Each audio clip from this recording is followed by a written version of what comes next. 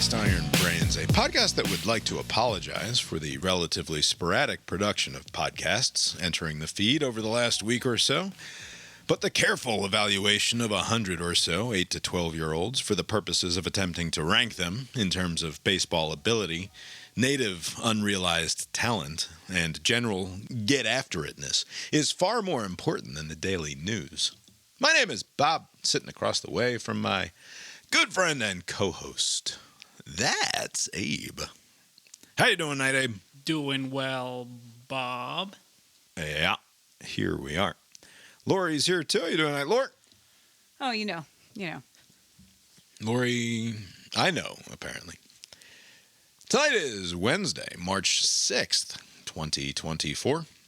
Abe, we are a day after Super Tuesday. Before we get into the rank politics of it all, though, we just spent an hour almost discussing a Little League Baseball talent evaluation and so this is going to be a draft. Short episode where we skip right to the Billboard thing and talk about movies. It's already 9:30 tonight, which speaks directly to the same problem I ran into last year. A year ago, and like a year and a half ago almost, I started doing the morning press as an attempted daily blog, right? Just not the podcast version, just trying to bang out responses to the daily news, 3 to 5 stories with editorial comment.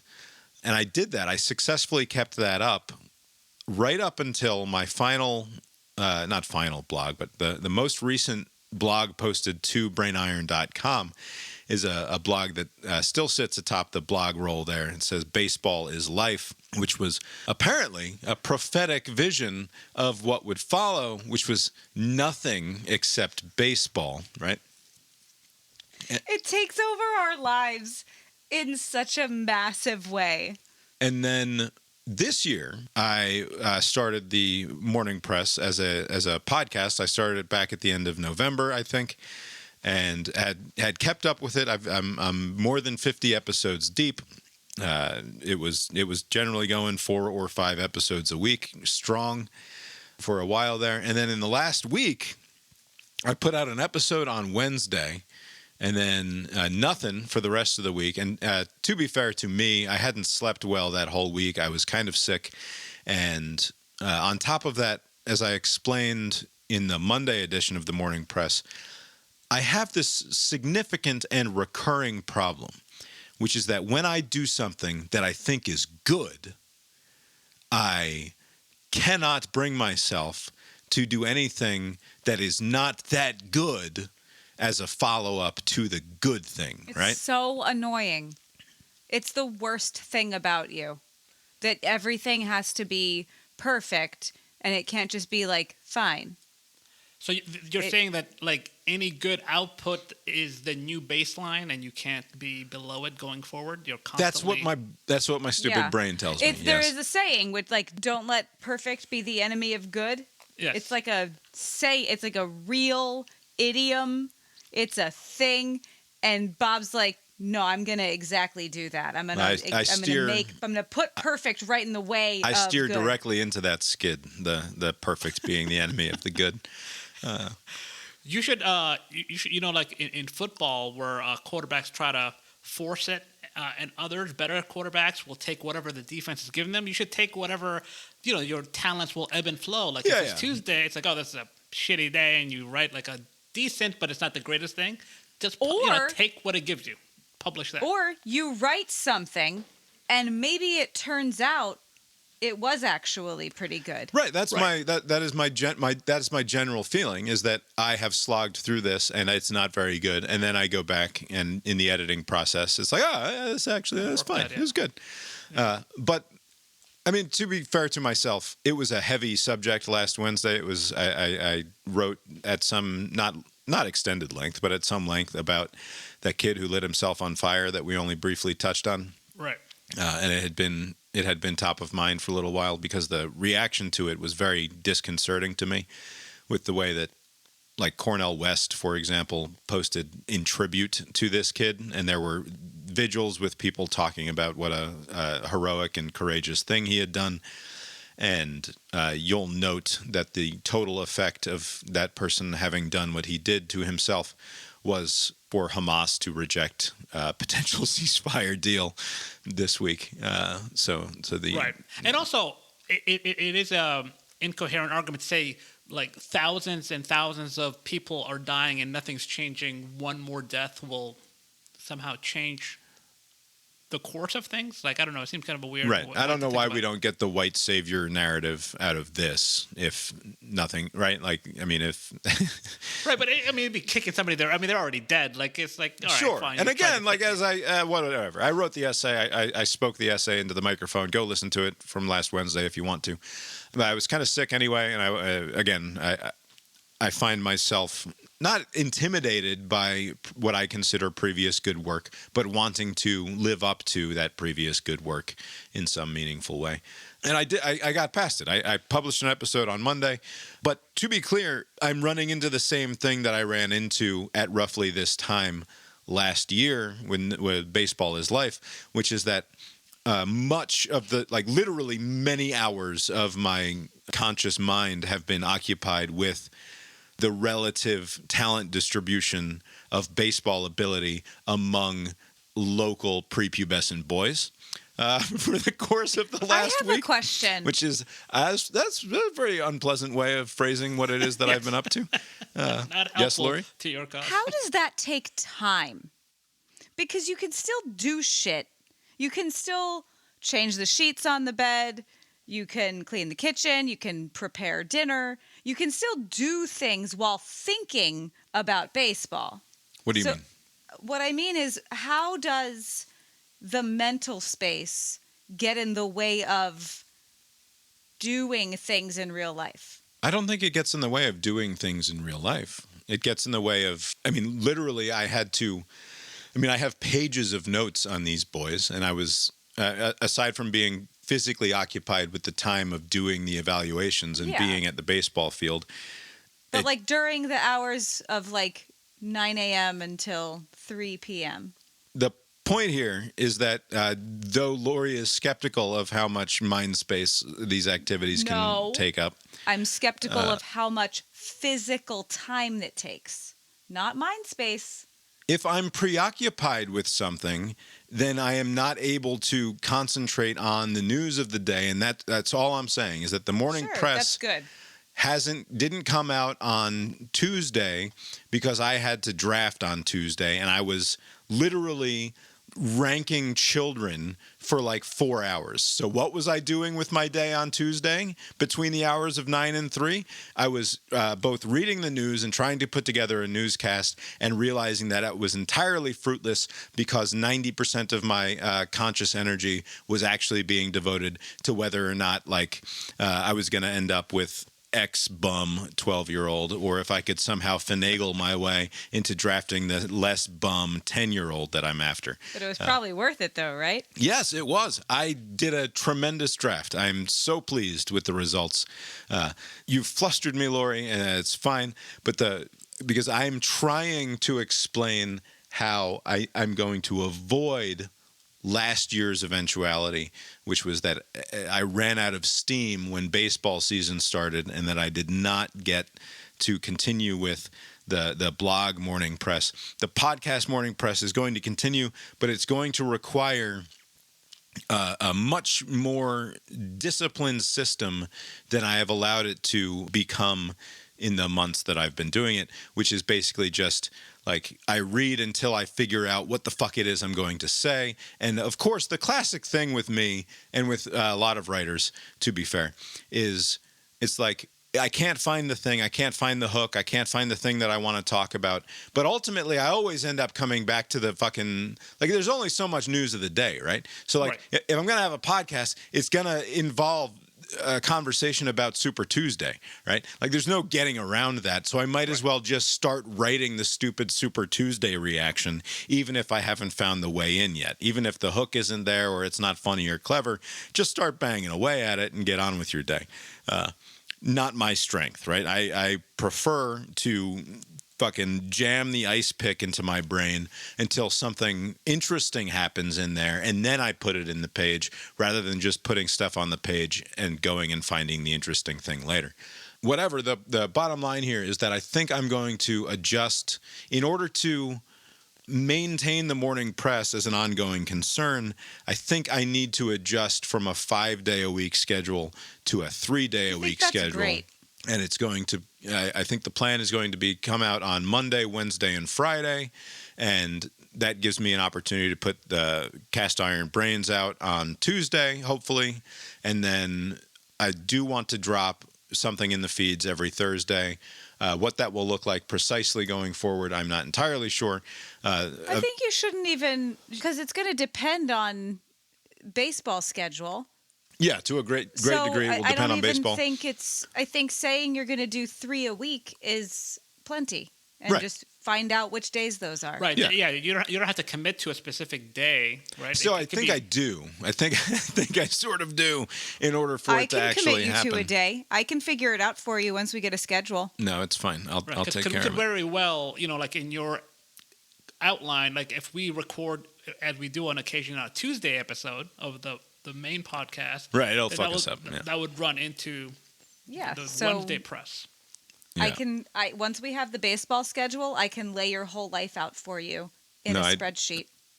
Also, are you still going to call it the morning press or the eventual press, like I've been telling you? Going to get there when it's going to get. The hope is that going to a 3-day-a-week schedule will permit me to get them into the feed on a not a ad hoc. I finally fucking finished it. Here it is at 6:45 at night, and it is now dropping into your feed as the morning press. Instead, I will accept that even if I am behind the news by 24 hours or whatever, it's going to be a scheduled thing where it drops into the email box at 5:30 a.m. or 6 a.m. or whatever it is I end up doing as far as the schedule goes. All of which is to essentially just be making excuses for myself as to why there hasn't been consistent morning press over the course of the last week. Sick. Yeah, sure. And it's baseball. And it's baseball. But like, if I do not take an active role in attempting to sort things out, my fear is that it will just become overwhelmed with the coaching of the two different teams and everything else that we have going on in our lives, and it will just end up getting shunted aside. And I don't want that to happen, because I do think the morning press is a good outlet for me to be doing whatever it is that we're doing here. So look for that. Give me the next few days, listeners out there who have grown frustrated with the sporadic nature of the drops, and starting next week we will be back to a regular schedule, hopefully. Are people frustrated? I don't know. You're assuming the frustration. One other bit of clarification: is there going to be a standalone feed down the road, or is it going to continue to be within the same feed? I don't know. I'm fine with it all showing up as its own in one feed. Like, I sort of... Because I think when it first started, you said that eventually... I did. I said that it was eventually going to be its own thing, but I kind of like that brainiron.com just has a... Right. It has an everything feed. And if you are a particular weirdo, you can just go to the Substack and subscribe to just one of the verticals. Like, you don't have to listen... Like... I mean, I don't know why you would, but I am incapable of imagining the shape of my audience in obvious ways. Some people don't want to listen to you scream for 2 hours, though. It makes sense. What if they don't like our Billboard music? I hate they shit all my favorite music, but it could be anything. I'm sure there's at least one person who. Yeah, but what they're really after is me talking about the demise of the Apple car to myself. For into 10 a microphone. Minutes? Yeah. I think it's interesting and fun, but who among you really wants to hear that? Do polls and find out if people like listening to you shout for 2 hours or speak calmly for 10 minutes. See what happens. The amount of feedback, though minimal overall, the amount of feedback on Cast Iron Brains far exceeds the amount of feedback that we get from the morning press. Yeah, feedback. So. It's not, which do you prefer, shouting for 2 hours or talking calmly for 10 minutes? Lori, we've been doing this since 2009. Bed's right upstairs. Anyway, inward-looking housekeeping nonsense. Abe, did you get into anything fun over the course of the last week since we last chatted? I was hanging out with friends and family on separate occasions. Binyam was in town from the other podcast, nice. and we're just kind of hanging out. I did go for a run. I'm trying to do this half marathon in the next month. And every year, this is a little early, but every year, whenever spring arrives, like I'll go out on a run and I'll start like sneezing when I get back. And I tell my body, figure it out. I'm not going to take any medications. This is like fight it off. And usually it's just a 1-day event. And I sneeze for like 5-10 minutes after I come back. And the body sorts it out. That was not the case this year.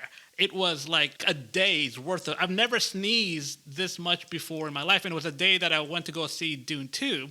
And I was like, I need to like... I showed some restraint. I did not sneeze during the 3-hour movie. But like outside of that, outside of just like no matter... You consciously told yourself to stop sneezing. You I watched have that the power, movie. yes. I can do that for a few hours. I can just say, it's not going to happen. Like if I have you to didn't really consider pee, an allergy medication even just for...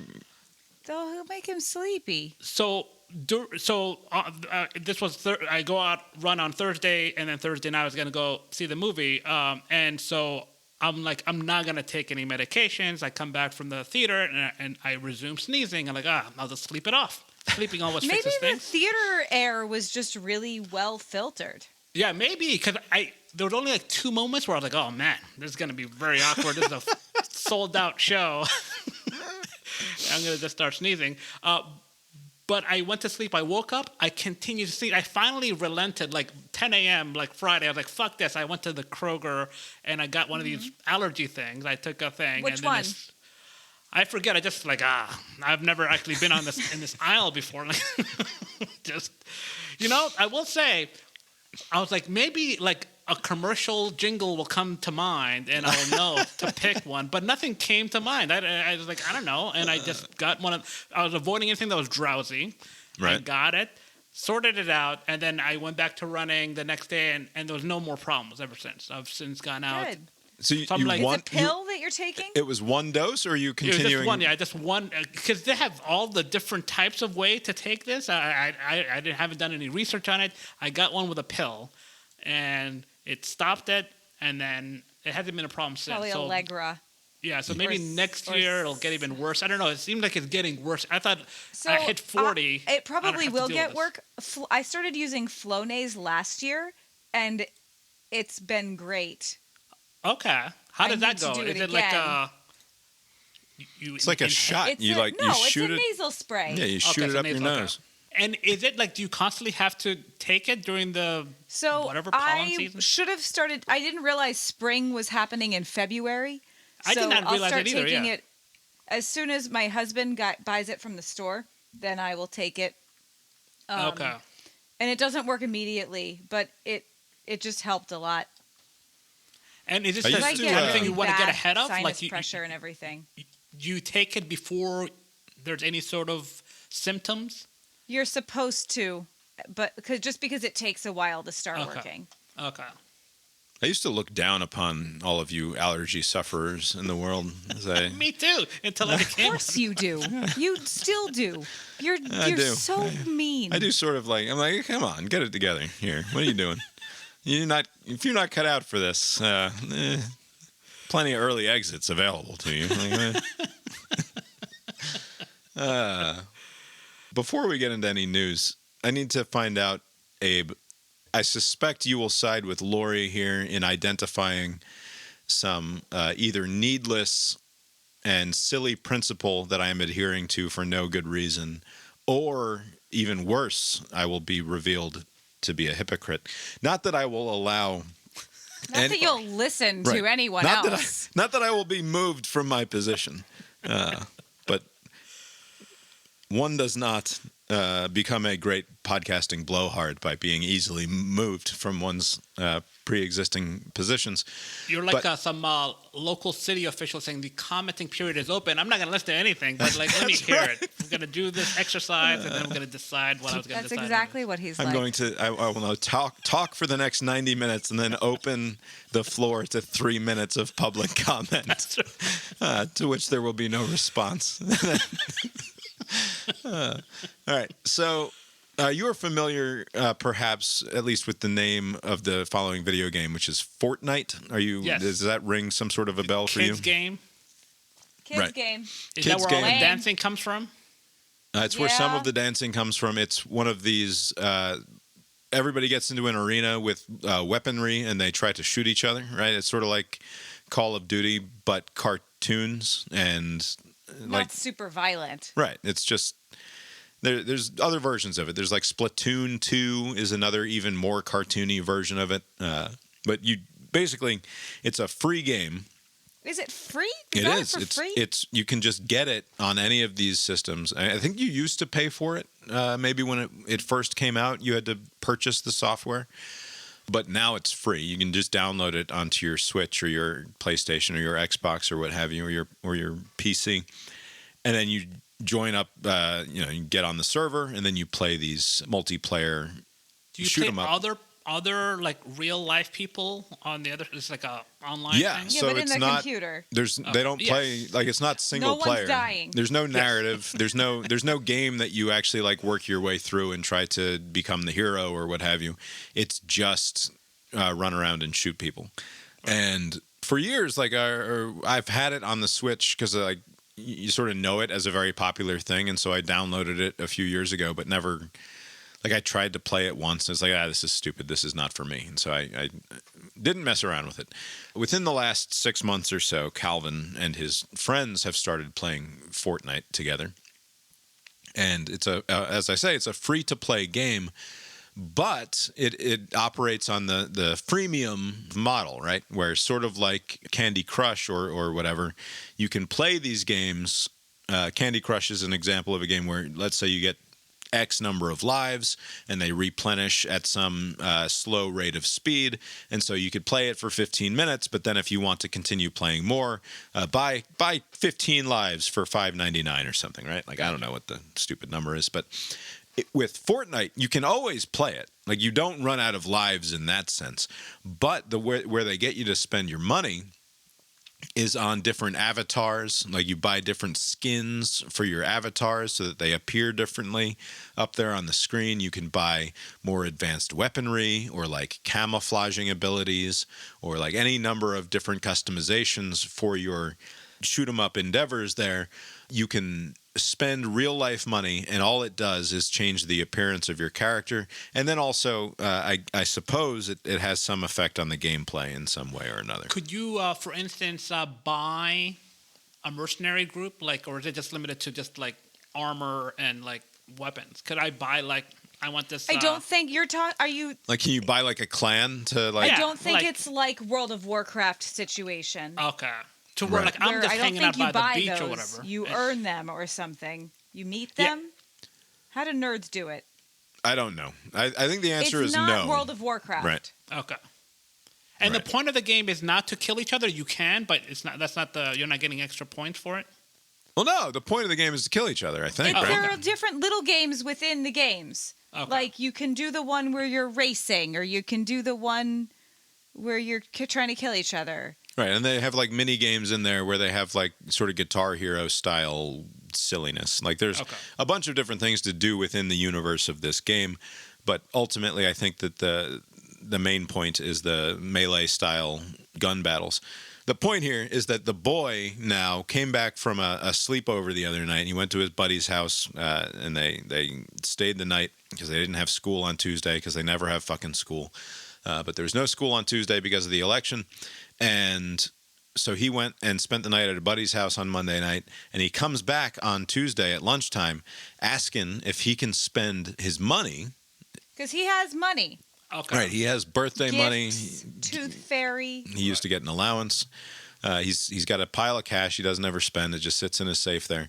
And He never wants anything. Until now. he wants to spend Like $10. $10 on a pickaxe and a piece of camouflage clothing, Some sort of super suit. and a new skin for his character in Fortnite. And I said, no. we don't spend money on Fortnite or other freemium style games in this house. And he's like, but I want to, and he wants to spend his own money, and it's my money. What if? Okay, so you have like a veto's power, even though like the idea is that this is your money, you can spend it on whatever they. Right, it's not like he doesn't have a credit card that he can plug into the game but server. But he can afford this purchase, right? This $10 thing, right? He can afford a lot. He has a lot of money, and he wants it, and he doesn't want other things, right? Like if he said, he "I doesn't want anything else." Right. This is the first. I mean, it's not. He spent some of his own money on things from time to time, but this is the first. Like, he knows we're not going to buy it for him. He's not asking us to buy it for him. He's saying, "I will use my own money." But crucially, he also knows intuitively, or just from having spent a great deal of time around me, that this is a dangerous ask. Like you could tell from the way he approached it that he knew I was going to be highly skeptical of this desire of his.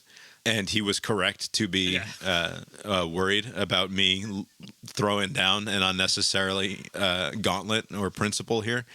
But I feel very strongly about it. And it's hard for me to fully express why, perhaps. But I stand like ethically opposed to allowing my son to spend $10 on a new skin for his video game character in a free-to-play game. Let me ask you something. What if Fortnite, instead of being free, it was $10 and it came with this armor that your son wants to use? Like, would that make a difference? I mean, the transaction is still the same. It's still $10 going from his pockets to his company. Are they going to come to me again next week or next month for another $10? That's a go. Okay, well, I mean, that changes the calculation because it is a valid question. But we don't know. Right. You don't know the answer to that. I'm saying... By the way, to clarify one point, is this a subscription model, or he will have that armor that he bought going forward? It's not a subscription. Okay. It is a purchase of credits that you then, to buy the thing. But once he has the thing, it's his. It's not like you have to give it back after a month and pay another $10. No, it's not a rental. Okay. But what it does do is it takes me from not having my credit card information in the Fortnite game to having my credit card information in the Fortnite game, right? Like Could get him an Amazon gift card, Amex gift card. Right, which becomes reloadable, right? So, I mean, yes, if you destroy it. There are ways around that particular hurdle, but psychologically, it matters as much as it matters practically, I think, which is that to this point, we have not put any dollars into the Fortnite machine. Right. But if we do, it becomes infinitely easier to put more dollars into the Fortnite machine. And I'm like, I know that you think that this is the only time you're going to be asking for this, but I promise you that in 2 weeks or 6 weeks from now, you will be coming back saying, we need to get the next one because this one no longer has the correct qualities or whatever, and it's not doing the thing. They changed the maps, and now the pickaxe doesn't fucking do anything because the pickaxe was just for this map, and we're playing on this other map now, and the camouflage that worked in this map doesn't work in the new map, obviously, because it's what they do. I was like, how many skins does your buddy have? How many different items has he purchased over the last 6 months? And he's like, I don't know, like 100. Holy shit. Right. And on top of that, this isn't something that came from his own brain, right? Like he wasn't sitting at home playing Fortnite and then was like, you know what I could really use is that skin that I'm seeing advertised on the screen there. This is coming directly from his peers. But this is a natural evolution, right? Or development, like broaden your horizons based on what your friends are doing, as long as it's not like bad stuff. Bob didn't have friends. You have to understand, Bob didn't have a social life. He doesn't understand. I had a social life when I was fucking 10. You've got to be kidding me. Or 11. Yes, I had friends when I was 11. Don't be ridiculous. Of course I had friends. You're referring to like 17-year-old me when there's a little bit more of a question as to how many friends I had. I cannot allow this to happen because for two reasons. One, I very much object to the entire model, which is here we'll give you this thing for free, but then we're going to hit you every single day forever for $3 here and $5 here and $10 here, and you're always going to want to do more and more and more and more. I will never give that company money. That I reject the way that they do business. But on top of that, I cannot allow my son to come home from a sleepover having been pressured by his buddies to be like, you've got to do this, you've got to do this, you've got to do this, and then he does it just because his friends fucking told him to. Like, it's not any way to be. This is an important lesson to learn, that you don't just have to do the thing because your friends told you to. Right. You can withstand that level of pressure, hopefully, and move on with your life. He's crying. He's with tears, right, crying because it's what he wants, and it's his money. And then Bob pulls, we don't participate in systems that disenfranchise people. I don't think I said the word disenfranchise. Bob was acting as though sports betting is this benevolent industry. Like DraftKings and BetMGM. She gave me this is a public service that they're running. She gave me the eyes as though I was not saying it in front of the boy because I didn't want to undermine the parenting that he thinks he's doing. So I kept it to myself and waited till he was gone. And I was like, you fucking serious? Lori sees this as the equivalent of the money that I dumped into my FanDuel account 4 years ago. No, I don't. I don't see it as the equivalent thing at all. But if you're going to act like the problem is the participation in a rigged system, like there's a reason that all of the podcasts that I listen to have gambling ads, and it's because those companies only win, and you know that. They're set up to only take money from people. So that's true. My main objection to these freemium models comes from years of reading about Candy Crush Saga and the other ones that are exactly like Candy Crush Saga.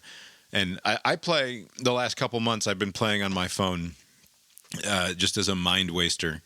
Monopoly, like there's a fake Monopoly app that you download. Sucks your battery though.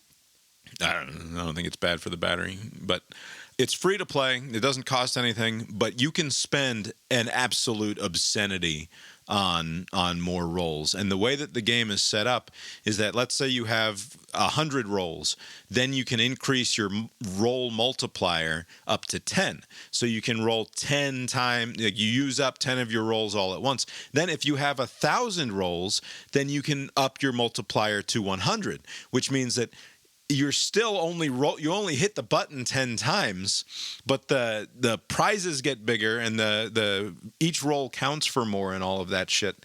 I'm going to pull up the things that you can buy right now on this Monopoly game, which again, there's literally I will never ever spend money on the stupid Monopoly game. Yeah, I play Cookie Jam and others, and I don't spend money because why would I do that? Just wait till the lives regenerate. So for $4.99 on it's Candy Crush but better. It's Cookie Jam. I could get 2 free hours of unlimited lives and some power-up things. Special offer, it says. On the stupid Monopoly game right now, I just used up all my stupid rolls, and it's like you can keep rolling. You can buy 95 dice rolls for $5. It will take me 30 seconds to go through 95 dice rolls. Like it's not more than a minute or two of additional game time playing for $5 fucking. There's zero chance in a million lifetimes with an unlimited supply of dollars would I put $1 into that app just on general principle. But that's not how everybody's brain works, right? There are people that you read these articles, and going back a decade, I've been reading about them online. People who have linked a credit card to this thing and gone $10,000 or $20,000 or $30,000 in debt on these stupid games that just play on the broken psychology of the human brain. That's also what happens in a slot machine in Las Vegas. Yeah, I don't like slot machines either. Okay, but you're still gambling. I've never put $1 into a slot machine. I was in Vegas for a quick weekend. I didn't put any money in slot machines. Yeah, I know, but it's the same industry. I agree, it's the same industry, but in sports gambling, there's a tangible potential return that I can get out of it. There is a tangible potential return in gambling with a slot machine as well. Right. And I think that slot machine gambling, while it works on the same shitty part of the human psychology, is less objectionable to me than the slot machine that you keep in your pocket that you can't actually get any tangible return on besides in-game fucking bullshit. Right? Like the only thing that you're getting is the ability to play more. And yeah, to some extent, I guess you pay for all sorts of entertainment, right? Like it's a normal thing that people do. But when you go to the movies and you plop down your goddamn $25 to sit there and watch Dune 2, you're getting an experience, and there's an agreement there that I have turned over this money for this experience, and then we are done. Transaction over, right? I might regret it if it turns out to have been a piece of shit movie, or I might be immeasurably moved by the experience of having ingested this artistic content. That's not going to happen from playing the stupid Monopoly game on your phone. For you, certainly. No, bullshit. Nobody has a positive experience from playing those fucking games. And what's funny is that through the years, I've probably had half a dozen or a dozen of them, and I play them furiously for a month or two. You go through phases. And then I'm like, oh, what the fuck am I doing? Right? Not the money, but like the fucking mind space. Like, what am I doing with my stupid thumb here over and over again? And I delete the thing, and I never think about it again, and I feel better. And then like 6 months or a year later, I'm sitting around on the phone. It's like, man, fucking Twitter sucks. What else could I do with this fucking phone? I'm gonna go look at the top 10 most popular apps right now and pick one and fucking hang out on that for a little while, and maybe I get addicted to it for a month, right? Like, I get it. But it's not a positive thing. It is in no way a positive thing, and that's without the added consequence of putting actual money into it, which is obviously potentially devastating to some people. Right. What with sports gambling, which I do, and I maybe during baseball season I'll pick it up again, but like I'm not a gambler to the point where like, well, football season ended and now I've got to figure out how to bet on hockey and basketball games, right? Like, no, I'm but not. Some people are. No, I know that some people are, but like when you look at, and you can go and you can look. They have hotlines for it. Yes, I know. They have that for alcohol as well. They have it for all sorts of problematic human behaviors.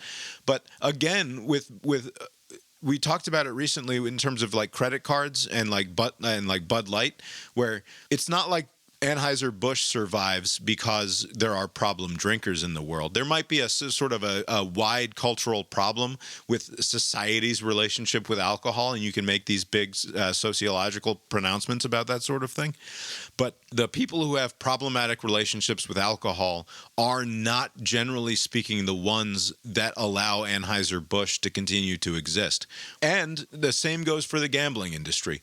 I think the biggest number that I've been able to find in terms of a reputable study on this suggests that maybe 30% of gambling revenue comes from like 10% of gamblers, right? That problematic gambling results in a substantial portion of the returns for the gambling industry, but not some sort of overwhelming majority, right? They don't live or die based on what their most problematic gamblers are doing. Instead, they're living or dying on the fact that a great number of people just lose money. Like 80 to 90% of people over the course of some extended period of time lose money. That's the agreement, right? That's sort of understood, that when I put money into the gambling app, chances are it's just going to be gone. And if I can avoid developing a problematic relationship with the situation,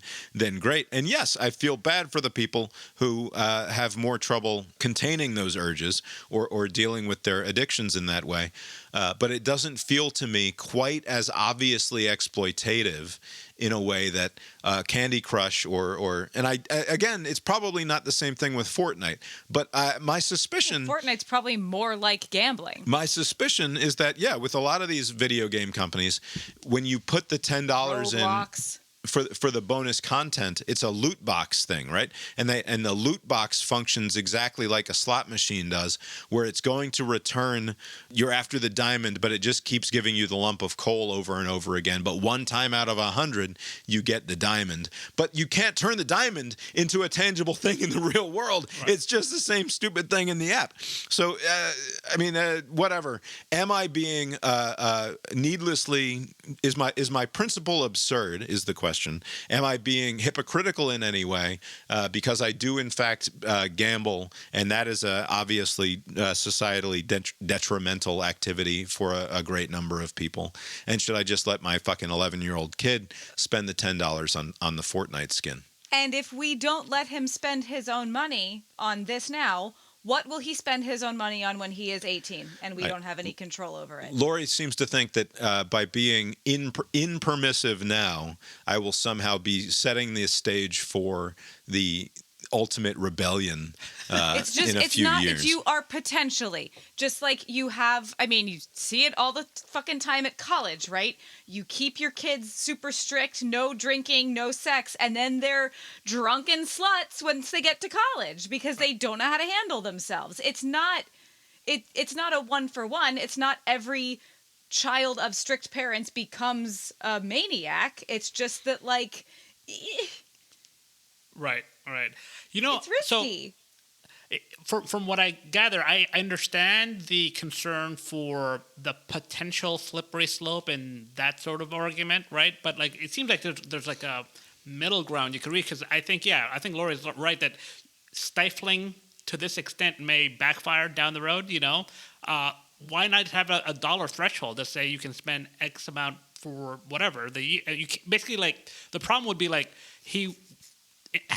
Hanging out with his friends one night, and the next day he wants his thing. And if you kind of gave in, you're like, this is going to be an instant gratification kind of loop. What I suggested was waiting a little while, right, till the urge goes away. Right. So you don't want to you don't want to feed into instant gratification, but also.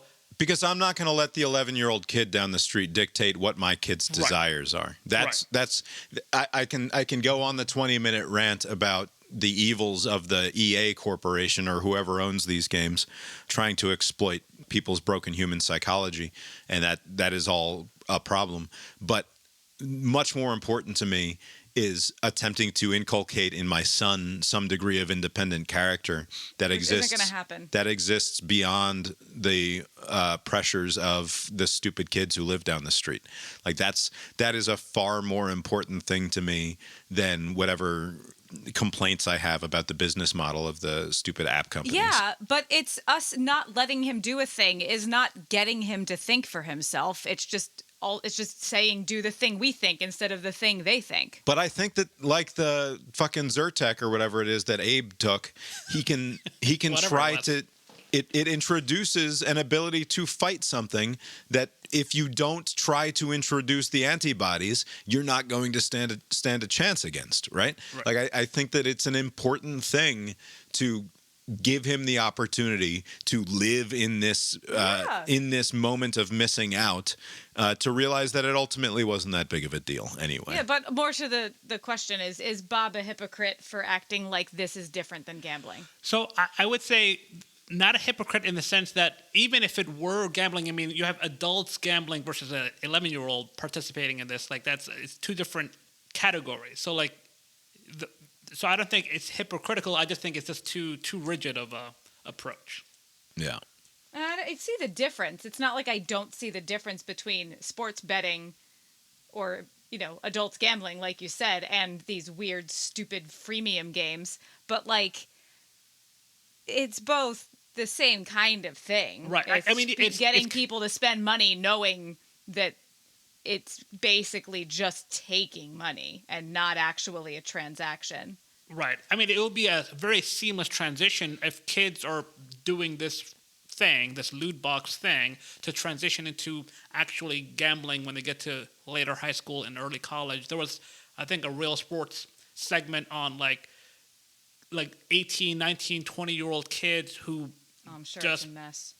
Just took all the money from their parent, like $20,000, $30,000, $40,000 they found a way or access to, and they just burned it all because of this addiction that they have. And like, these companies throw these 1-800 go fuck yourself things to kind of just like absolve themselves of what they're doing. But like, they're aware of the damage that it's causing. But like, yeah, you can kind of maybe draw a connection between the two, but we're not there yet. I will say that even just thinking about it in terms of the potential hypocrisy, and I think we've brushed on this before, because Lori was talking about how we can't do this, that whatever the next thing is with Katie, like it won't be video games, but like if we do it with the daughter, when it's some sort of social thing where it's like she needs to have the instant messenger or she needs to have some sort of social media in order to talk with the friends. And Lori's already trying to convince me that it would be that if I like, and she didn't say this, but like if you want to keep your fucking daughter off the pole, you better let her. No, if you want to keep her from fucking killing herself because she doesn't have any friends, because she perceives the social outcast as actual, like, I don't have any friends, I don't have any reason to be alive. That's more what I'm alluding to, right. Not so much the poll. That's not where I was going with that. Right. I was making a joke. But I think that if you find yourself concerned about suicidality, if you don't allow the preteen or tween or teen onto social media, then the problem is the social media. It will depend on what it is. I didn't say social media. Just whatever it might be makeup. It might be Lululemon pants. Like I don't know what it will be, but there will be a thing, and it will be important, and it will be more important than you can possibly understand. Right. No, of course.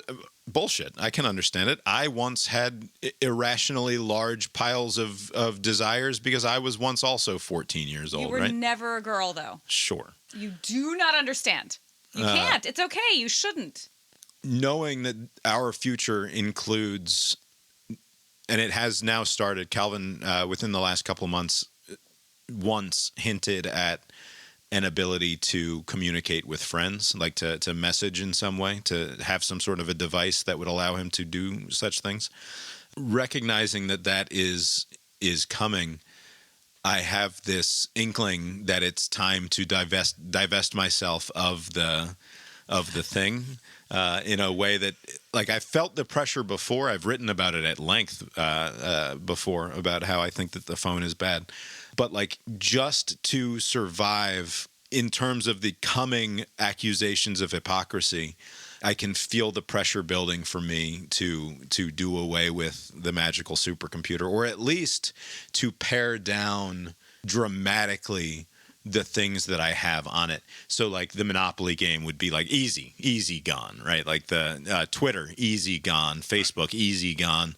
Instagram, which I signed into recently for the first time in years, just so that I could connect with the stupid PTO Instagram page that we've started.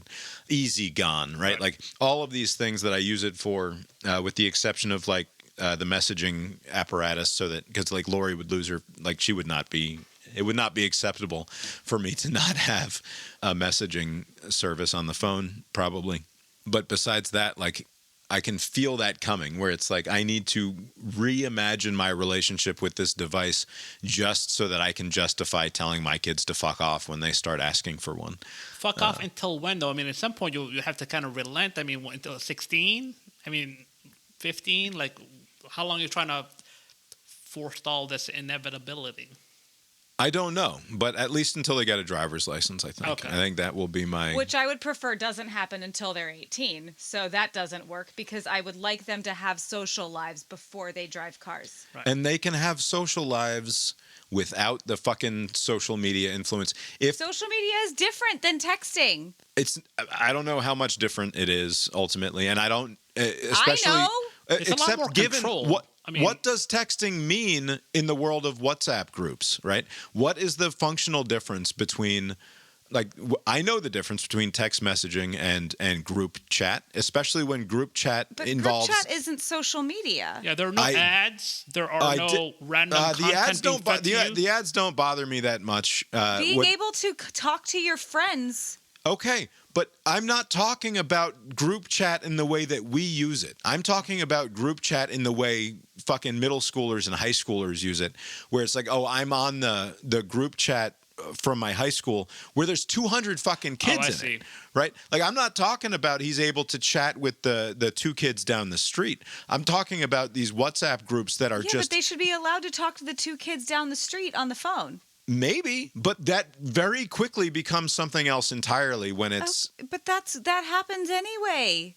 Right, but what are you saying? What I'm saying is that what we think of as group chat, the way that I use my phone in terms of group chat, is a very different thing than the way, like in India, India is a bad example, but I know that in other countries, WhatsApp functions as in the way that we think of mass social media functions, right? I don't think that's here. I don't think they're doing that. It is here. Like well, the people that I know, they're with teenagers. You read these stories, no, because you read these stories about how things go viral within the confines of a high school, and it's because these 600 kids are all on Snapchat or they're all on Signal or WhatsApp or whatever it is, and these things go around, and it's not one-to-one. It's not a peer-to-peer one-to-one thing. It's these massive networks that spread them like crazy, and they're all functionally in a conversation together.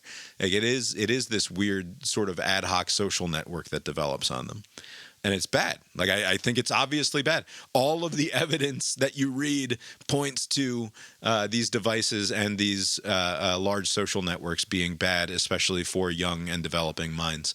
And I don't know why we would subject our kids to them just because everybody else is doing it. But they will be subjected to this at some point, right? And so, and to Lori's point, you want to basically just have them be like totally, they don't have the tools or any strategies to kind of deal with this social media environment, and then like they're 18 and they're on their own and they're like, holy shit, and maybe they don't know how to respond to it in the right way. Like maybe there isn't like is there a right way to respond to it?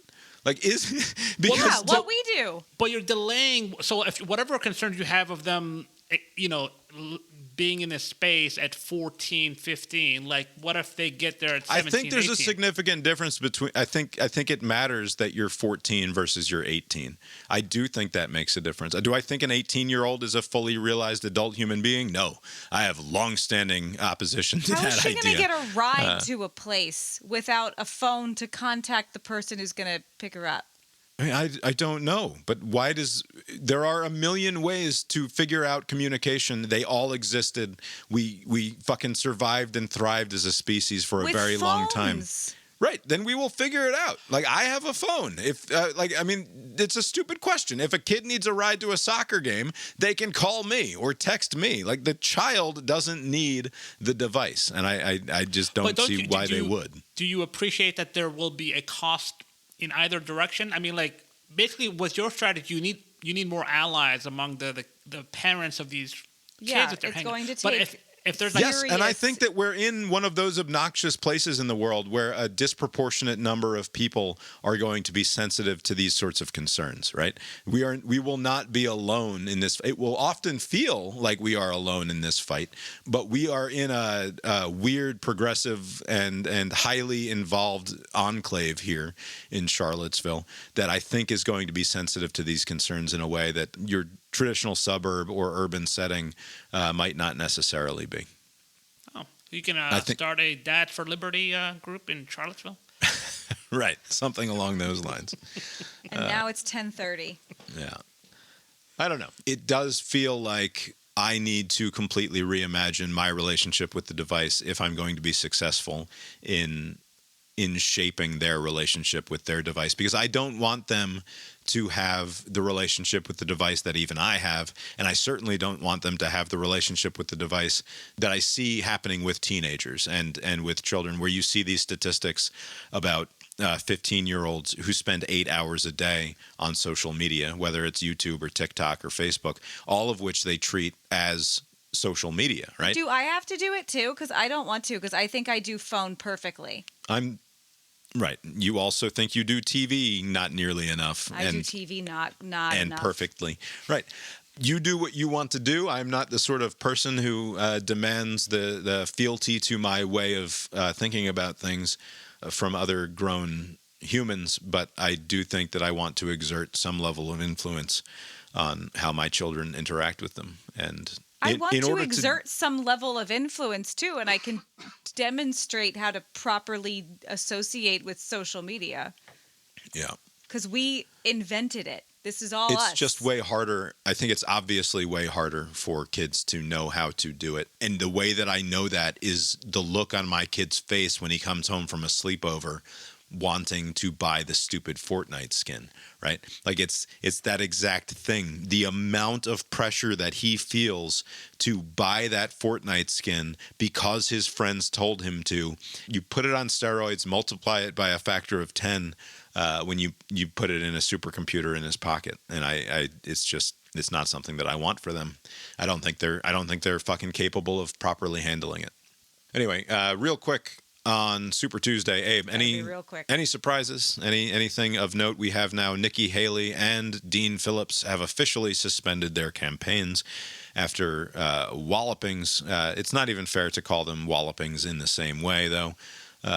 Phillips never amounted to more than a very tiny percentage of a showing anywhere that he went, including in his home state, which is why I presume that this is why he's finally pulled the plug. Not even in Minnesota did he make much of a splash. And then Nikki Haley, if you look at you sent me a screenshot of the results on Tuesday evening, and it looks real bad, right? It's all plus Trump. Yeah, the markets, 28. Yeah. Plus 28, plus 50, plus 55 somewhere. It got ugly. But if you take it as a whole, you're still looking at that same thing that we've identified, which is a third of the Republican electorate, or not the Republican electorate, but a third of the people who showed up to vote in the Republican primary pretty consistently are voicing opposition to Trump. It looks like a thorough domination, and it is, in effect, a thorough domination, certainly. Is there anything of note about the Super Tuesday result, though? Well, first, I want to mention this random Jason Palmer guy won American Samoa in the Democratic caucus, beating Biden. It's the same area that Bloomberg, he spent like $1 billion or whatever. Bloomberg spent $1 billion, not exclusively on American Samoa, right, but some amount of that money went to winning the delegates of American Samoa. This guy, my understanding, reading briefly about him, obviously a long shot candidate, but he did have 3 full-time staffers on the ground in American Samoa advocating and organizing for him.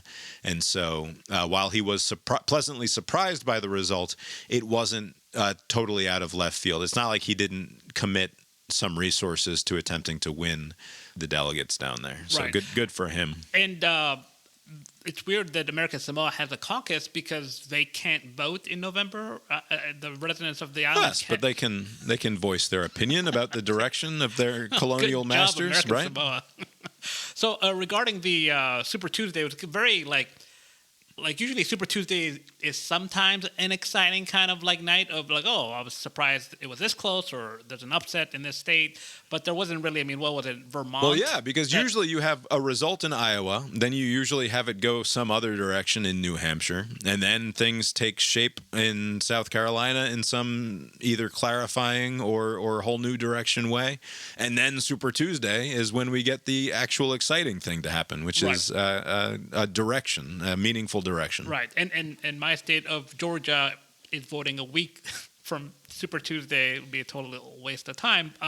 But right, what was the justification for them pulling out of Super Tuesday? I read something about how they said we needed the extra week to try to sort out some of the voting security stuff and the mail-in fraud that we're dealing with, which just sounds entirely made up and not plausible, especially considering the Secretary of State didn't believe that any meaningful fraud happened last time around. But I guess he was satisfying some weird element of the Republican Party down there by backing off from Super Tuesday. Yeah, it did make sense to me, and it's now like a pointless kind of exercise. But like, so Super Tuesday falls March 5th, and the general election is November 5th. So we're like 8 months to the day between these two races.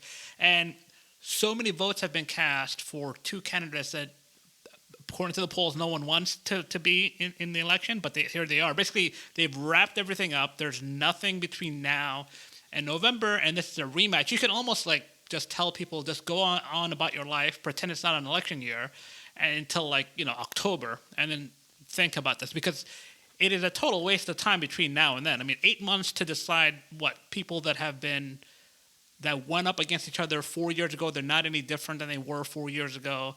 What do you need this long runway for? Just go on about your life and then see you in the fall. I mean, I'm sure usually they have 3 debates. They'll probably reduce it this year. What's the point of having 3? Maybe have 2 or 1 even. I'm at the point where I sort of doubt that they're going to debate at all. I don't know. Really? You think 0 debates? I don't know why they Trump has nothing to gain from doing a debate. Did the Republican Party, was there some sort of divorce? The Republicans officially have decided that they don't want to interact with the debate commission at all anymore. Right. Their official position as a party is that we don't do debates. So, I mean, barring a renegotiation of the terms of that whole arrangement, the Republicans have already decided that they won't participate. I mean, ultimately, it will just be whether or not Trump wants to do it, obviously. Well, he wants to. I think he's already calling for it. He's been wanting to debate just to kind of make a circus of it. But if they're not going to have a debate, or at least the 3 debates that we're used to, this week, by the time people are listening to this episode, there'll be the State of the Union for the president. They typically have a response, think like Bobby Jindal or some other, like Marco Rubio's water thing. You would think that Huckabee was last year. Yeah, Huckabee. You would think that this would be since it's down to these 2 candidates, why not have the president do his thing for 60 minutes and then have Trump do the response? They're getting the Alabama senator Katie Britt or whomever, I guess maybe to kind of clean up the IVF thing. I don't know why they're putting her there. Maybe this is a trial run for the VP slot. I think she's a young and not quite as insane as you might expect a young woman senator from Alabama to be. I think is her appeal. Do you think that she's auditioning for? I don't think she's a serious name for VP. I'm leaning against him taking a woman at all at this point. I don't think he likes the optics of that. Really? You don't think that he'll in 2016 is give me some religious schmuck, to kind of appease the religious people, and now all of the abortion and the pills and the whatever, he's probably his lizard brain is give me some woman to oh, look at this. The problem is that of the women, wouldn't work. He needs someone who is also not ambitious in the way that he cannot stand a striver behind him. He needs the Mike Pence, the deferential, oh sir guy who's just going to carry water for him. Also, women aren't going to fall for, he picked a woman.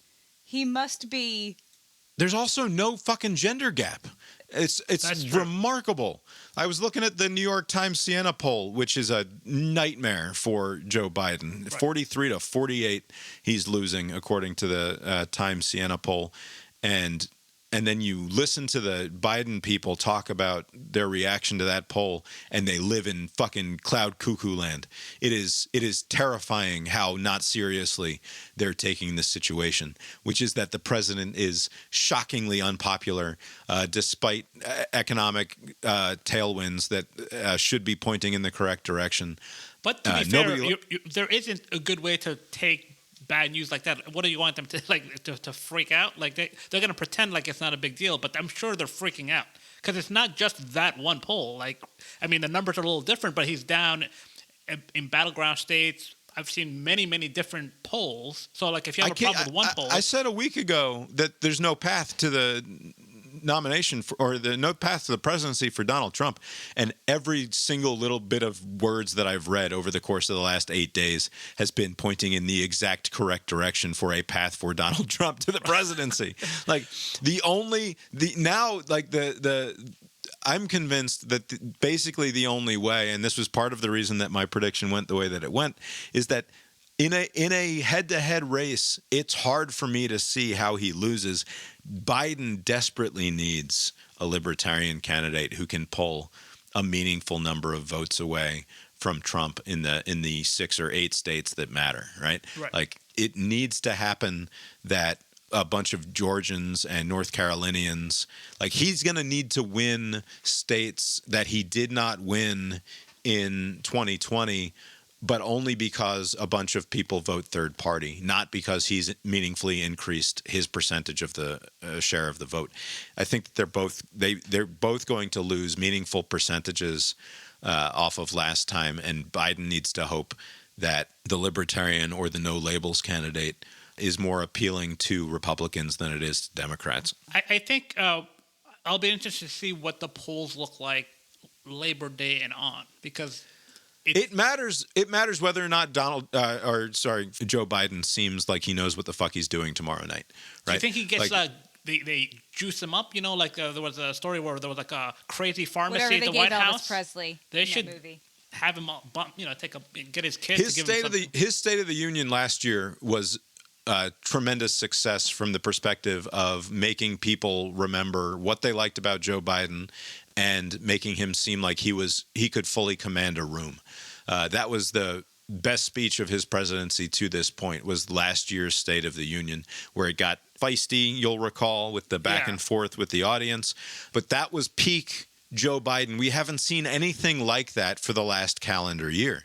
We need to see that again. And if he looks if it's not enough that he just survives tomorrow night, he needs to be able to show that he can still command the room and that he can talk for an hour without looking like he's falling asleep. Right. Like, I think it's huge. I think this is a State of the Union that is, the importance of it is magnified far beyond what we're accustomed to seeing out of a State of the Union. I've seen some coverage of that, like how usually nobody cares about States of the Union, but because of his frailty, like they want to see something, like some sign of life. If he's just kind of a doddering old man, it's going to be bad for him. I think like he'll mumble through some things. He'll get into it with these people are not for the security of the border, and then he'll get booed by there'll be like these animated kind of moments, and then people will just forget about it by the weekend. Like, I think it's just going to get sucked into unless it goes spectacularly badly, which you can't rule out that it could go spectacularly badly when you have an 82-year-old brain up there. Right, but the thing is, it's kind of like, it's weird these two, Biden and Trump, they're not the same person at all. They're very different, but their flaws are like so apparent and they're so persistent that you kind of like, it lowers the bar for them. Like, Trump says dumb stuff, so you almost kind of like tune out some of the dumb stuff. And Biden mumbles through certain things that you kind of like. I'm sure he mumbled through some parts of last year's State of the Union, and I don't recall. He had a few good moments, right? But like, it'll likely be something like that. And so like, it's kind of like their weaknesses are baked in. And so like, he's not going to be too great. He's not a great orator, and he's not going to like. What are they going to do? Like trip over like as he's walking down the aisle? Like, it would have to be something like that. Yeah, he might. And like he could have a moment, right? If he has a Mitch McConnell moment where the brain just fucking farts out for 30 seconds, right? Like that is potentially devastating. But he didn't have that. But his thing is like this is going to be a prepared speech, right? I mean, they may add some last minute things. It'll be a prepared speech. He'll do some Ukraine thing, some whatever. Like, it'll be like a prepared thing. And if I don't know how it's going to go, it could go either way. Like, but regardless, no one's going to remember in a week. But like, if he gets some positive feedback like he got last year, that will likely be their strategy, right? Because he's not going to run a conventional campaign where he's like on a bus hitting up like 100 towns, right? He'll have like spots. So he'll make a big speech in Philadelphia and then just fuck off for like 3 weeks and then do like a big speech somewhere. Like, he'll likely do situational kind of things and have his surrogates doing the rest. So like, this could be a preview of the strategy towards the election. One thing that I haven't seen mentioned out of that New York Times Siena poll that I was looking at the finer points on is that Kamala Harris polls at roughly 41% to Joe Biden's 43%. Right. Which means that there's not a meaningful drop-off right now between Joe Biden and Kamala Harris. I think that Joe Biden probably has a higher ceiling than Kamala Harris has. That 41% represents the floor for both of them in all likelihood. But if something dramatic happens, whether it's the State of the Union or it's some sort of other awful senior moment that Biden experiences in public, right, it will be Kamala Harris, because she, despite her deficiencies, the question that the Times asked is like, if the election were held tomorrow and Kamala Harris were the candidate, would you vote for her? And 41% of the respondents said that they would. So there's not this dramatic drop off between Biden and Harris. But Biden is clearly, as odd it is to say, he's a much stronger candidate than Harris, right? He's a known quantity. He's been president. Like, it would make. I know people keep on doing it is so absurd to suggest that there's going to be any change to the top of the ticket. It's going to be Biden. It's going to be Trump. It's ridiculous to think he's going to step aside for Newsom or Harris or someone else. That's not going to happen. Not of his own accord. I agree with you, but you cannot rule out the possibility that something happens to either one of these people. You mean, okay? I mean, yeah. If something happened, then obviously something will have to change. But unless that were to happen, it's not going to change. The bigger question is not the 43-48.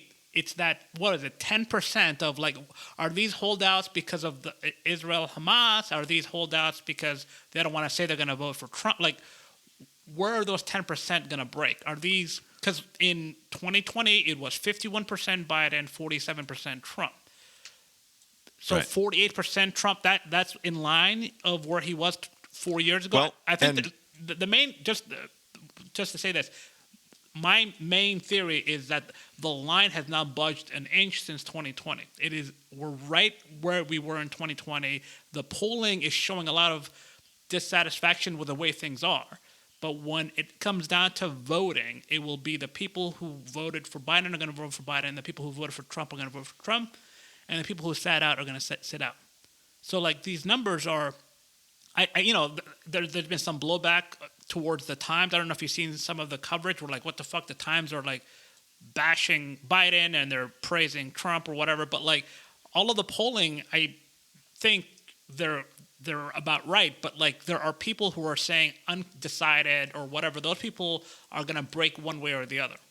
And we'll see which way they break. But I think nothing really has changed. I mean, Trump left office with 34% of the vote. Approval rating. He won 47% of the vote share. He's going to be somewhere there, 47, 48. And it'll just depend on what happens to Biden's vote. Is he going to be around 49, 50? Is he going to, because he'll need to be there. He can't be 48, 48. It'll have to be something closer to 50%.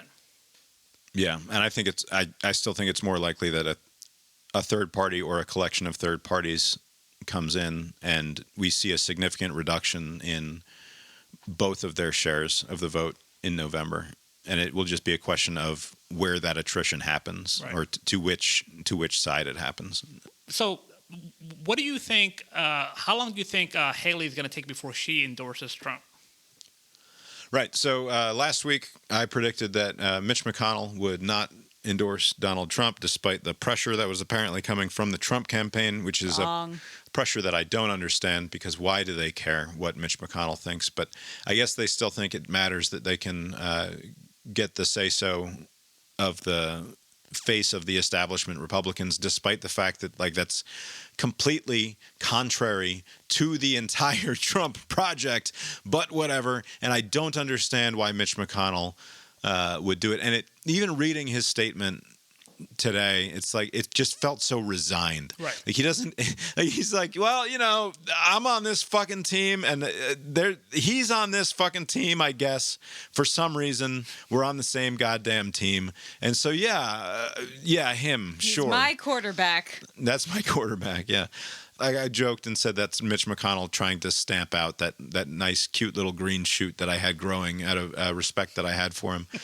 But like, it was such a nothing of an endorsement that, like, whatever. Like, it's shoot remains. But like, it's necessary because basically there's no place for you other than being supportive or even if you don't like him, like if you're a Republican and with McConnell, he could have said nothing until the summer, but like he was just like, let's get it out of the way. No one will remember that I caved. Haley will need something. Maybe like Biden will say something like, oh, this changes everything. I have to, like, he's too dangerous. Like, she'll need to give her about face some shape. So she can't just say it right now. I don't know what don't know what shape it takes. She was fairly convincing over the course of the last month in her turn against Trump, that she had not spent the first, whatever it was, 9 months of her campaign really going after Trump. And then since shortly before Iowa, or maybe just after Iowa, when she really turned it up and said that Trump is functionally unfit, that there's like whatever, like, and I disagree that the chaos, that going after Trump as the chaos candidate was anything but an endorsement of Donald Trump for the vast majority of his of those who support him. Like I think that was the wrong message if you wanted to really attack Trump.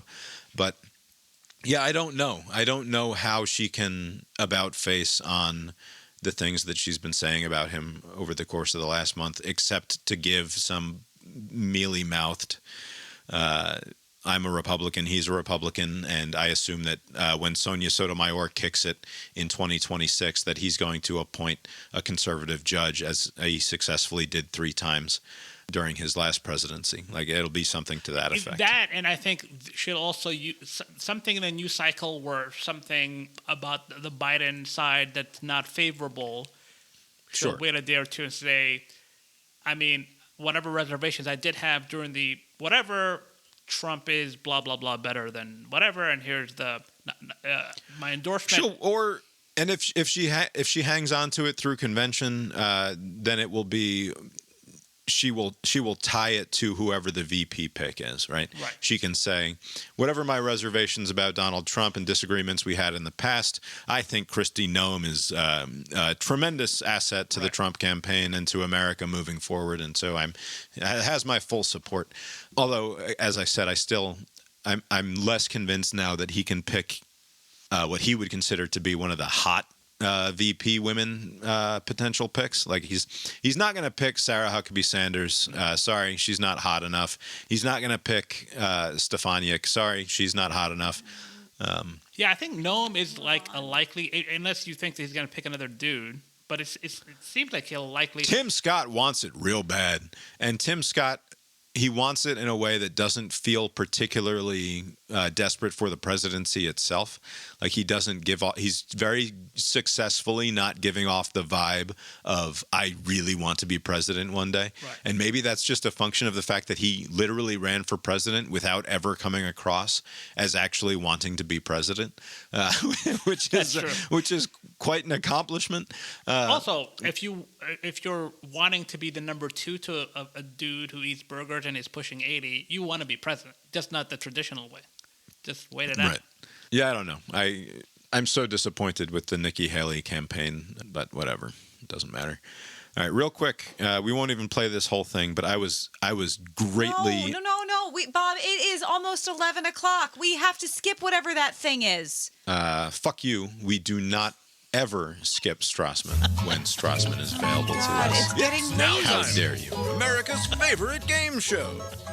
Did Mark Strassmann, CBS News' senior national correspondent, get off a good one?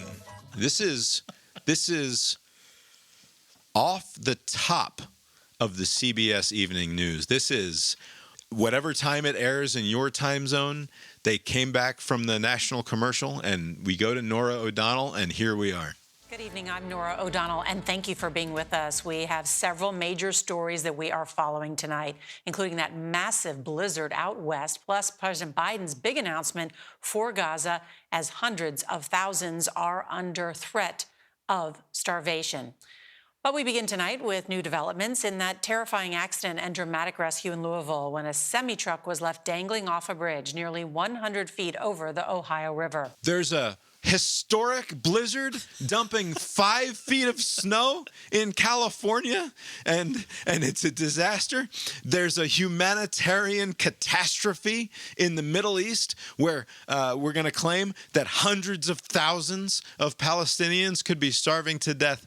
But first, we go now to video taken earlier today of a semi-truck dangling precariously over the Ohio River, because this is the most fucking bullshit news you can possibly imagine. To be fair, I mean, the other stuff, old hat, weather, and war. I mean, this is a novelty story. Like, first of all, I'm looking at the image. How did that truck driver survive this? I mean, I want to hear Strassmann's take, but you got to lead with this. The driver miraculously escaped without suffering any serious injuries, but was taken to a local hospital out of precaution. And we are hearing from the incredibly brave rescuers who say they train for this kind of thing, quote, all the time. CBS's Mark Strassmann starts us off tonight with a harrowing video as first responders arrived on the scene. High drama above the Ohio River, like a scene from a Tom Cruise thriller. There was a semi hanging over the edge of the bridge. It was hanging over the water. A tractor-trailer dangling from the Clark Memorial Bridge, and a rappelling firefighter trying to pluck its female driver to safety. This is very much a worst-case scenario. It's extremely lucky. Not so much that it would detach from the trailer, but just that the entire truck didn't go into the river. That's Louisville firefighter Bryce Carden, rappelling to rescue the driver. Both of them hovering roughly 70 feet above the water connecting Kentucky and Indiana. She was just praying. She was praying a lot, and I prayed with her. The semi had crashed through the guardrail after a 4-vehicle accident. The driver trapped in the cab for about 40 minutes. Carden slowly, carefully guided them both back over the guardrail to safety. Once I reached her, she was super calm, collected, and helped me do what I needed to do to get her to safety. We've definitely done a few crazy things, but yes, this tops it so far. The semi has now been pulled back onto the bridge, which remains closed in both directions. Those first responders are incredible. Mark Strassmann, thank you so much. All right, Abe. So, to set the scene there, off the top, Norah O'Donnell introduces this dramatic video of what's happening in Ohio. Mark Strassmann then narrates the video as it takes place. And as they come back out of the video, which is just him narrating footage of a viral video from halfway across the country, they cut to Strassmann live on the streets of Atlanta, just standing there. He doesn't say anything.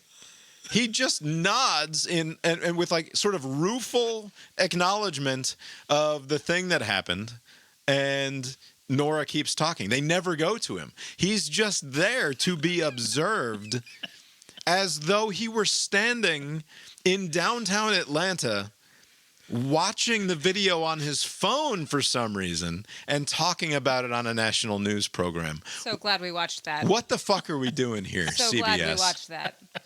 5 minutes less sleep I'll have now. Did he miss his flight or something?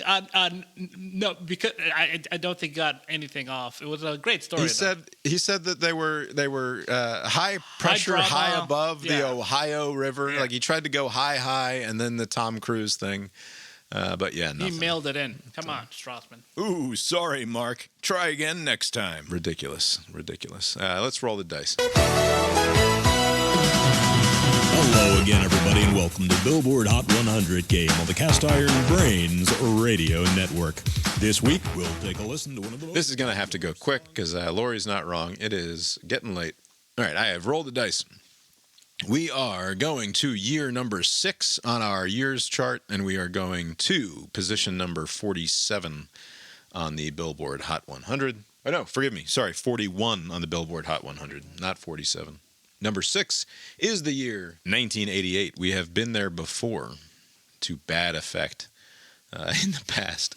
But number 41 on the chart. Let's see. Number 1 this week is Beyonce with Texas Hold'em. Is that country song that she's doing? We'll scroll down quickly to number 41. And it is Victoria Monet with a song called On My Mama. Abe, any familiarity here? Nope. On My Mama. On My Mama. I hope that's not some sort of a reference to bodily fluids or anything like that. Guess we'll find out.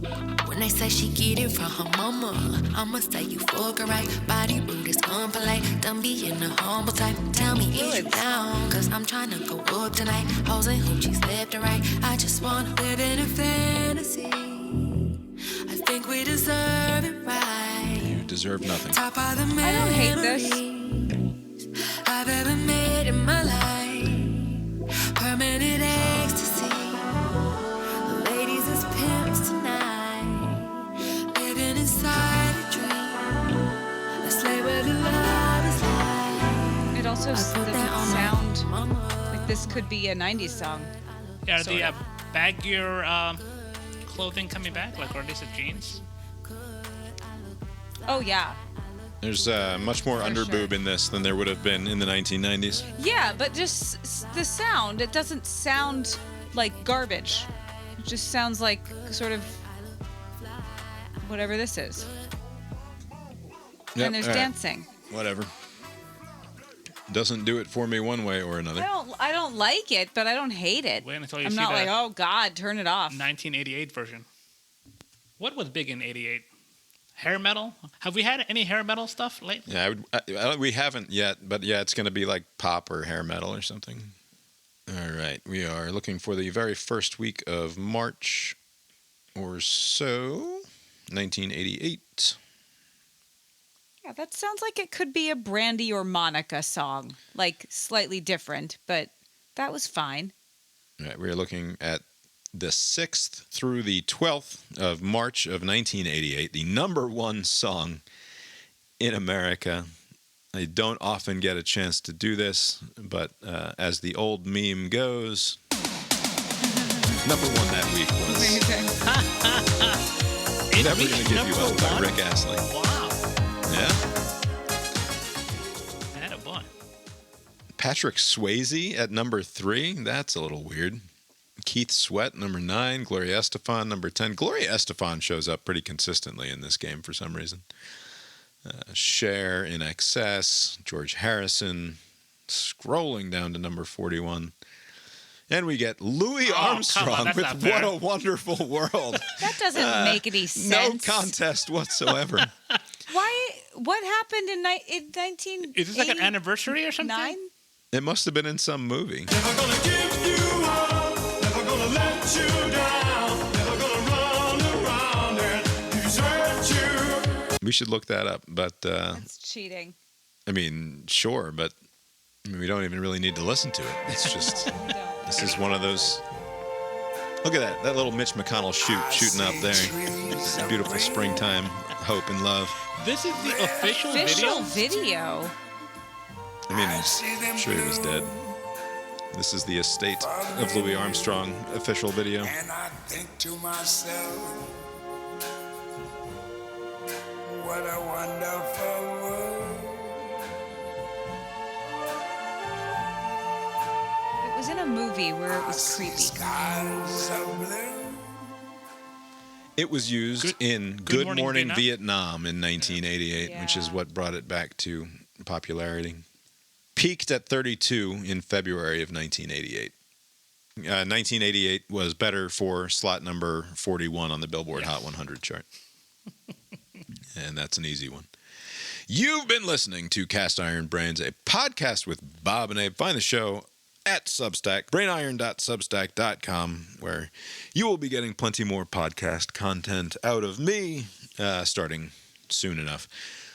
The opening and closing themes of the show were composed by Mark Gillig, tetramermusic.com, Tetramer music.com. Oh, and Jerry's cat. We're sorry about your cat, Jerry. Yes, friend of the show, Thousand Man Jerry, lost a cat this week. Oh, it's so sad.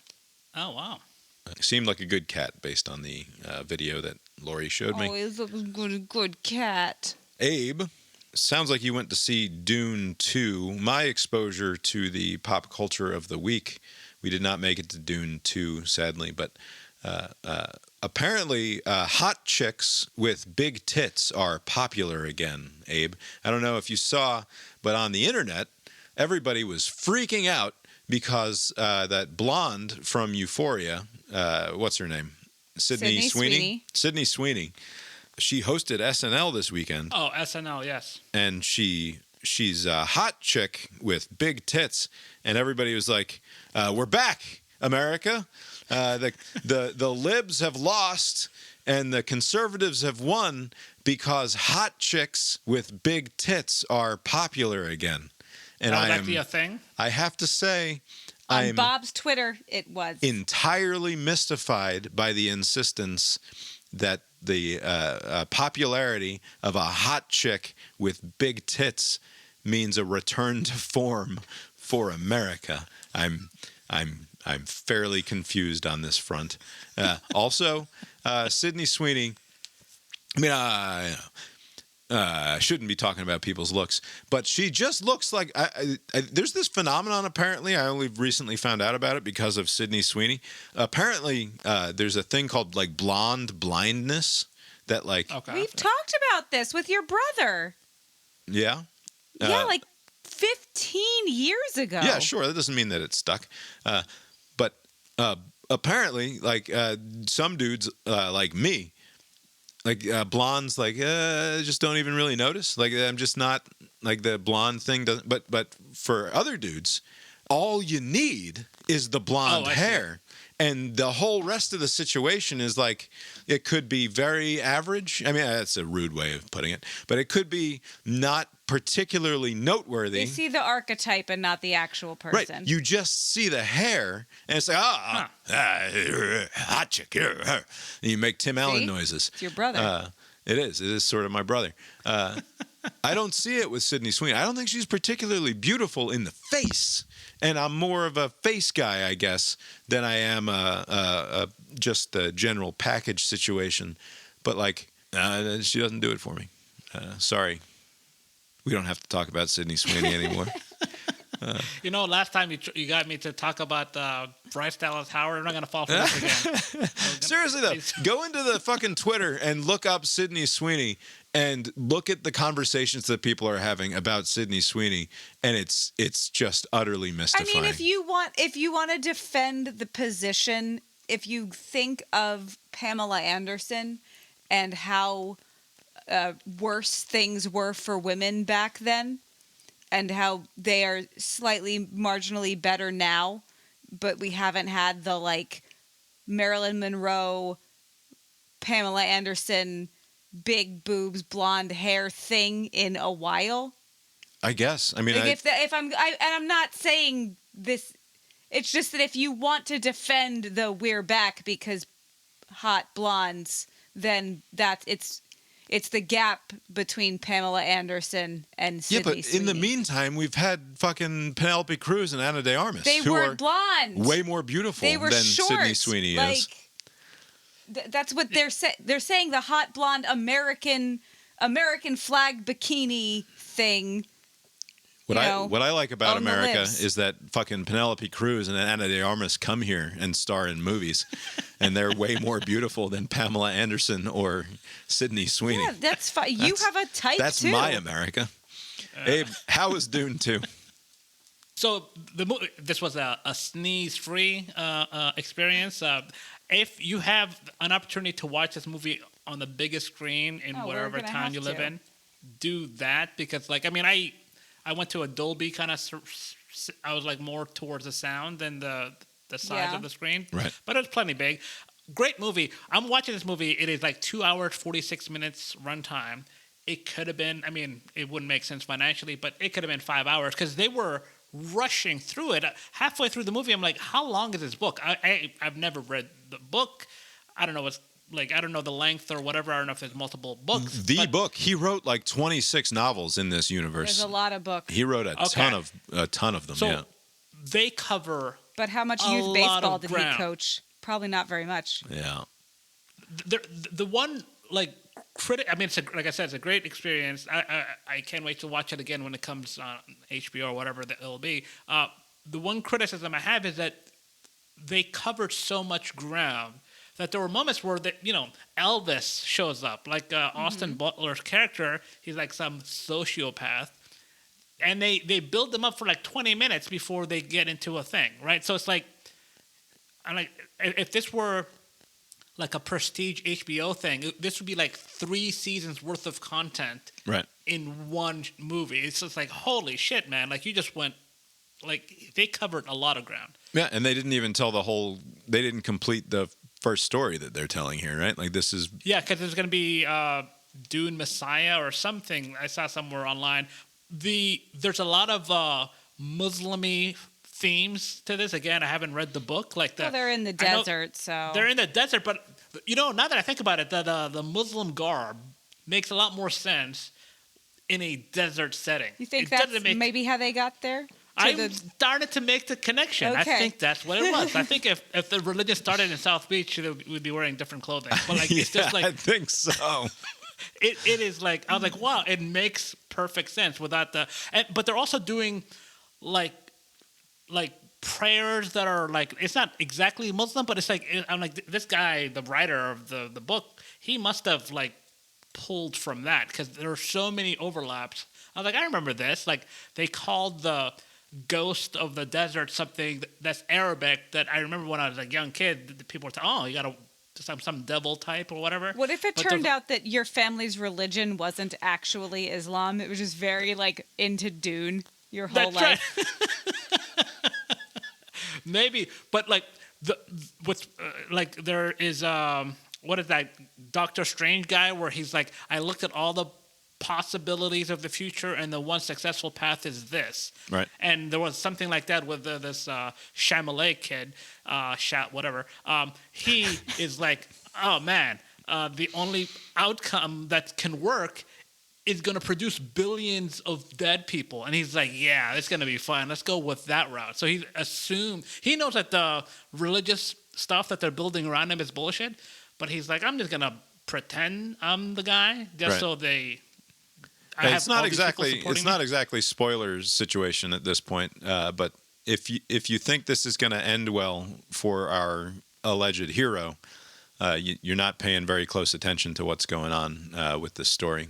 But right, feels very Breaking Bad-ish. He's going starts off one way, and it's like, oh, this guy's gonna be an evil guy. Yeah. We watched the first one on cable over the weekend because Lori only half saw it out of the corner of her eye when I watched it last year, and it's fine. Lori's not a huge fan, but it's just fine. Yeah, I just think that it's wonderfully well done in terms of the production of it, and I really like the director and just about everything that he's done. Yeah, no, the movie, I'm excited to see the next one in a theater because, I'm here for the movie part of the movie.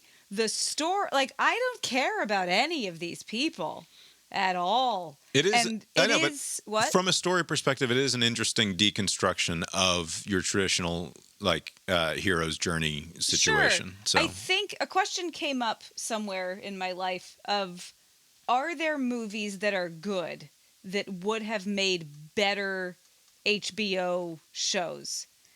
And I think the only answers that I can come up with are every sci-fi thing. And it's because they're all very large in scale and scope, and I have trouble giving a shit about these different tribes of people unless if it's Game of Thrones and I know the backstory. Get the more in-depth, the way everything connects and the politics and the rules. Yeah, but you're not going to get a movie that looks and sounds this good on HBO. I know. It's just I think this sort of sci-fi, you're asking a lot of me to give a shit about these characters in this place that doesn't exist, that it seems like it's fine. I enjoyed watching it.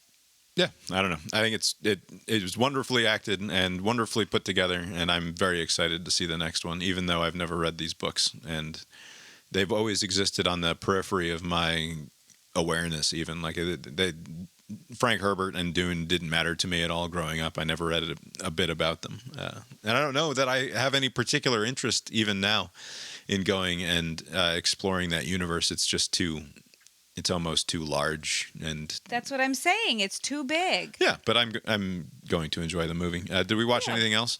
We watched a documentary, sort of, about Bill Watterson. Oh yeah, don't watch that. It's not worth it. What is the name of it? Dear Mr. Watterson. Dear Mr. Watterson. It is available on Amazon Prime. Stupid. Very much like a student film exercise in going and interviewing whoever he could talk to about Calvin and Hobbes.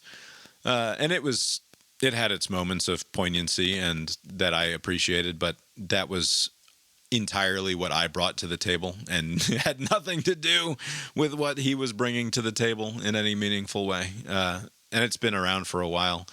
And we continue to watch Taskmaster. Yeah. And then other than that, I've just been all Little League Baseball all the time.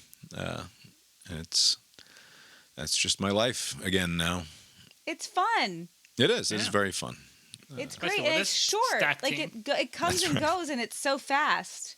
The most exciting part of the show is obviously the hour that we recorded talking about Little League Baseball before. Sorry. We even about the possibility, the slight danger that any of the locals could listen to me talking my various, obviously only positive things that I have to say about everyone else in the Little League organization here, precludes me from being able to talk about these sorts of things publicly. But we didn't even record it. It's not like it was recorded and we left it out. Like it wasn't even recorded. Maybe the premium subscribers to the Substack, maybe we can start a just talking about Little League stuff. That would be so fun. Or you could just call and text your friends of the show. That would be funny. But otherwise, I think we're going to have to leave it there. Abe, have you got anything else for us tonight? Nope. Well, I guess that's all we've got for tonight then. We'll talk to you next time. Later. I couldn't even do that because it would still be out in the air. That's true. Someone could download it and send it to my enemies. Yeah. This is a weird quirk that I hadn't noticed until it was pointed out today. There are 2 elections for Senate happening at the same time. They're running for the right to fulfill the end of the term, so they will be sworn in after the November election. Until January? Right. And then they will be sworn in again, but it's not the same. It's actually 2 different elections that are happening. And Steve Garvey won one of them. Was he in the top 2 or he won outright? No, he got 34% of the vote to Adam Schiff's 31% of the vote for the partial unexpired term. So, but is that final or is it like the top no, 2 that's make it out? So that's the jungle primary, right? Okay. But he won 34.5% of the vote to Schiff's 31% of the vote for that one. But Schiff won 33.5% of the vote to his 32% of the vote for the complete term. So this would be amazing, but they could conceivably split, and the people of California could be like, we want on the long term Adam Schiff to be the senator from California, but wouldn't it be funny if we made the former baseball player Steve Garvey the senator for like a month? Just to kind of see what the fuck happens. And if this result holds, that could potentially be the result in November. It'd be great. But are they going to have 2 separate races in November? Yeah, same thing. It'll be the same. Well, I mean, it's a moot point because, I mean, all of the Katie Porter votes, all of the, Barbara Lee votes, they're all going to go to Schiff. It's not going to break towards Garvey, so he's going to win comfortably. I don't know. If I was Garvey, I would just campaign on. Just give me the 3 months, or just give me 3.5 weeks as your senator, just for fun. Like they didn't let me in the Hall of Fame. I had a pretty reasonable case to be a baseball Hall of Famer. But perhaps you can just give me this opportunity to be your senator, and that can go on my Wikipedia page. It's not as good as being in the Hall of Fame, but I got to be a senator from California for 3 weeks. It's a shame it's 51-49. If it was 50-50, like you would have the scenario for like 2.5 months where Republicans will be in control. They could just do some bullshit things, like somebody could retire and get them to be, I don't know. I don't know what they could do, but it would be funny if you had 2.5 months of this bizarro Republican majority. Right. Anyway. All right. Good night. Good night.